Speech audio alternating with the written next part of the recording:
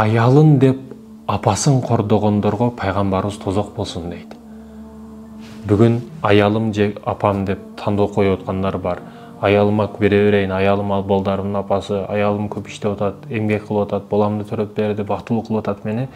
Мен ошону жыргатайын, мен аны сайратайын деп гүл бакчаларга, тоолорго, зоолорго, эс алууларга бардыгына аялын алып барат, апасын таштап кетет да. Апа билбей турат дейсизби? Апаң жок, балам силер жаштар ойноп келгиле десе, ал баргысы келбегенден дейсиңби? Баргысы келип эле турат. Сен дагы бир жолу айтсаң барат эле апаң. Апаң эми жашым өтүп калды, апам мага шакектин кереги жок, сөйкөндүн кереги жок, башканын кереги жок, кийимдин кереги жок десе, сен аялыңа апаңдын көз жабып келип бере бересиң. Апаң байкуш же ыйлаганды билбейт, же бутунун учунда турганды билбейт. Өзүн коерго жер таппай калат, урматтуу мекендешим. Ал апа, ал аялың. Аялыңа кичине арзаныраагын алып бер, апаңа көбүрөөк кымбатын алып бер.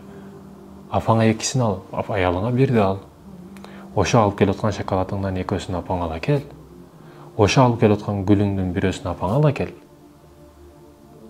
Айтайын дегеним, апа сени өмүр бою унуткан жок.